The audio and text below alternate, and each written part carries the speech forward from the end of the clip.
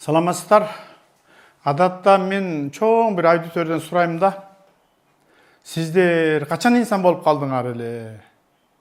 Анан эмне үчүн өзүңөрдү инсан катары баалайсыздар десем, бир 3 же 4 чоң топко бөлүнүшөт да. Мен ошолорду айтып өтөйүн. Биринчи топ эң кызыктуу топтор, алар айтат: "Мен төрөлгөндө эле инсанмын" дейт да.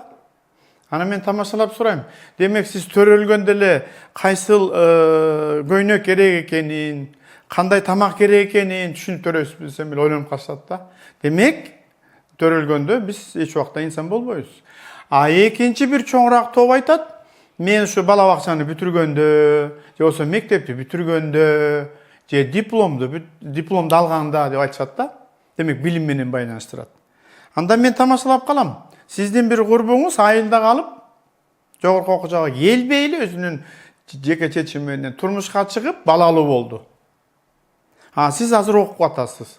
Кимиңер батыраак инсан болдуңар? Сизби же ал курбуңузбу? Себеби ал курбуңуз эне болду, эң жакшы бакытка батты, кичинекей наристени чоңоюп атат десем, ойлонуп калат да. Чын эле менин курбум инсан болгон турбайбы деп калат да.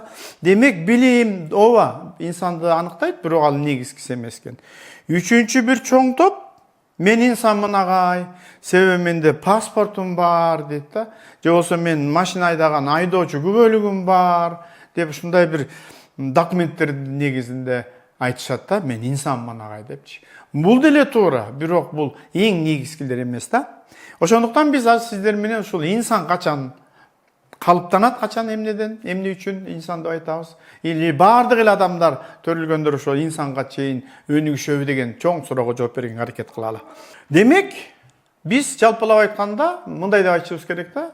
Адам баласы төрөлгөндө ал индивид катары карайбыз. Мен сиздерге ошол адам баласынын инсанга чейинки жолун карап өткөнгө атайын биз силерге көрсөтөйүн, мына мындай багыттарда. Демек, биз айтат экенбиз, адам баласы төрөлгөндө ал индивид катары төрөлөт. Бирок ушул жерде бир кызык нерсени айталы.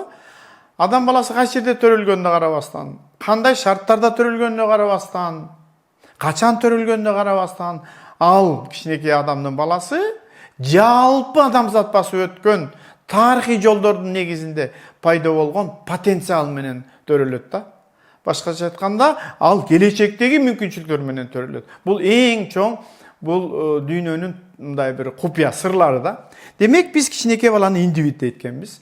Анан биз негизинен алганда ушу индивиддин өнүгүү үчүн бир 3 чоң этапка багыттайт экенбиз, бөлөт экенбиз. Биринчи, киши катары өнүгөт. Себеби ал сөөлөкөтү чоңоёт, кандайдыр бир мүмкүнчүлүктөргө ээ болот. Демек, муну биз киши деп айтабыз. Эми киши бул биологиялык жандык катары карасак болот да, кыскасын айтканда. Адам болсо, бул кишиден улам анын ички дүйнөсү. Анын бир кандай десем, бул руханий байлыктарга ээ болсо, ал адамга айланат да. Ошондуктан биз адатта бата бергенде айтабыз: "Мыкты адам боло кой, ушу жакшы адам болсоң экен" деп мындай бир багыт беребиз. Демек, биз дайым ошо батаны айтканда айтабыз: "Жакшы адам болсун, жакшы адамга мындай бир багыттайлы" дейбиз да. Чындыгында бул ошо батанын чыныгы түпкү мааниси бар деген сөз да. Андан соң адамдын баары эле чындыгында айтканда инсанга айланат түбүнөн да. Бирок аныкталган бир касиеттерге ээ болуш керек да. Аныкталган бир мүнөздөргө ээ болуш керек. Демек, индивид, киши, адам, анан инсан. Эми ушул инсан деген бул ким? Анан биз кайсы учурда инсан деп көрсөтө алабыз, деп айырмалайбыз деген сөздөргө азыркы илимде абдан көп аныктамалар бар, абдан көп аспектилерде каралат, абдан көп контексттерде каралат да. Биз сиздер менен ушул инсандын негизги касиеттерин карап өтөлү. Инсандын инсандык касиеттерин карап өтөлү да. Анан ал кандай аныкталат, нелер менен мүнөздөлөнөт? Мына ошол багытта бир аз сиздерге маалымат бере кетейин. Эми жанагы биздин кириш сөзүбүздө айттык, бул инсан чындыгында аныкталган акыл эстүү адам да. Демек, инсандын эң негизги касиеттеринин бири бул аныкталган акыл эс. Аныкталган деңгээлде аныкталган акыл эс да. Адатта муну биз интеллектуалдык деңгээл деп айтабыз да. Бул эмне интеллектуалдык деңгээл деген сөз? Бул аныкталган логиканы чыгаруу мүмкүнчүлүгү. Bir кубулуш менен экинчи кубулушту байланыштырып, алардын себептерин, натыйжаларын аныктай алган мүмкүнчүлүк да. Демек бул илимий болобу, же жөн эле тажрыйбадан келип чыккан логикалык жыйынтыктарга ээ болуу.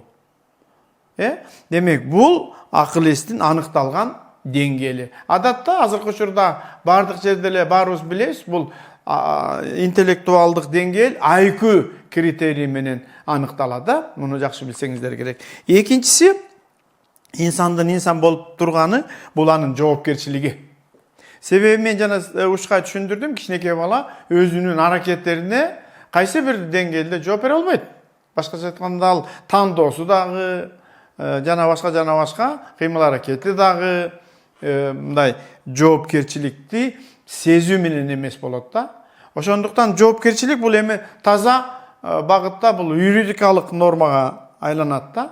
Мисалы, аныкталган учурда биз айдоочу күбөлүгүн беребиз, аныкталган жаш курактыкта биз паспортун беребиз, аныкталган учурда биз турмушка чыкканга укук беребиз, анан аныкталган учурда эми Кудайынан сактасын, кылмыш жасасын боюнга алууга аныкталган нормалар бар да. Демек, жоопкерчилик бул инсандын эмнеси? Өзүнүн аракетине өзүнүн жооп бериши да, кыскача айтканда. Андан кийинки кызыктуу бир багытты айталы, инсан бул эркин, ички эркиндиги бар адам. Эми эркиндик дегенди мындай түшүнсөңүздөр болот да, өзүнүн чечими менен аракет кылган. Кайсы бир учурда башка бир таасирлерге, баарыбыз эле таасирлердин астында жашайбыз. Бизге бардык таасирлер таасир этет. Бирок биз чындыгында келгенде өзүбүздүн ички дүйнөбүз менен, өзүбүздүн бир кандайдыр бир ой толгоолорубуз менен биз тигилже бул чечимди, тигилже бул тандоону биз өзүбүз жүргүзүшүбүз керек да. Демек бул ички эркиндик инсандын өнүгүшүнө шарт түшөт. Анын өзүнө ишенимин пайда кылат. Мына ошол жерде бир абдан бир мындай билинер, билинбес абдан бир чоң фактор турат да. Эгерде инсандын ички эркиндиги бар болсо, ал андан ары өнүгөт деген бир ой толгоону айткым келип атат да. Анан инсандын инсан кылып турган нерсе бул анын баалуулуктар системасы. Ушундай деп айтылат, инсандын кандай баалуулуктары бар болсо, ошондой аракет кылат. Ошондой бул дүйнө менен байланышта болот. Ошондой бир алакада турат. Демек, баалуулук бул аныкталган, белгиленген, өзү туу туткан кандайдыр бир, кандай деп айтсам болот, кандайдыр бир аныктамалар. Демек, мага бул өтө маанилүү, ал эми бул нерсе мага азыр эмес, кийин мүмкүн маанилүү болот деп тандоосу да. Демек, биздин аракетибиз, биздин кыймылыбыз, биздин мүнөзүбүз керек болсо, биздин баалуулуктардан келип чыгат да. Эми биз айталы, бул баалуулуктарга биздин ден соолугубуз, мисалы, сөз түрдө ата энебиз, сөз түрдө мекенибиз, жана башка да. Эми бул жерде ар ким, ар бир инсан өзү тактап алган, тастыктап алган баалуулуктарга ээ болушу керек. Ошол учурда гана анын аракеттери өзүнө түшүнүктүү болот, жана башкаларга түшүнүктүү болот да. Эгерде баалуулуктары, баалуулук системалары аныксыз болсо, ал бүгүн бир аракет жасайт, эртең экинчи аракет жасашы мүмкүн. Демек, ал кандайдыр бир багытта эмес деген маанилүү келип чыгат да. Демек, биз ар кимибиз ушу баалуулуктар системасын өзүбүзгө тактап, толуктап билип алышыбыз керек. Анан акыркысы кызыктай бир шартта түшүндүргүм келип атат. Биз дайыма пикирди сурасак, мейли кичинекей бала болобу, мейли чоң эле адам болобу, алардын көпчүлүгү биздин сүйлөшүп атканда да, мен да ушу пикирди кошулам. Менин да оюм ушул деген азаматтар көбүрөөк кездешет да. Бул туура эмес. Биз дайыма түшүндүрүшүбүз керек. Сиз бул дүйнөдө жалгыз келгенсиз, жыңалач келгенсиз. Жалгыз кетесиз, жыңалач кетесиз. Бул акыйкат. Ошондуктан сиз эч кимге кошулбасыңыз керек. Сиз Taптакыр эч кимге окшобойсуз. Siz жаңгысыз, siz улуусуз, siz кайталангысыз. Мына ушул нерсеге инсан абдан ишениши керек да. Ошондуктан биз ушуга барышыбыз керек. Кандай болгон учурда дагы өзүбүздүн пикирибизди пайда кылышыбыз керек. Мына ошондо сиз инсан катары өзүңүздү сезе аласыз. Сиз бул дүйнөдө өзүңүздү тапкан болосуз. Ошондуктан бул жерде да кошо айта турган нерсе, бул дүйнөдө канчалаган жалбырактар болсун дейт. Ошонун ичинен эки окшош жалбырагы кездешпейт экен да. Ошондуктан биз азыр айтышыбыз керек.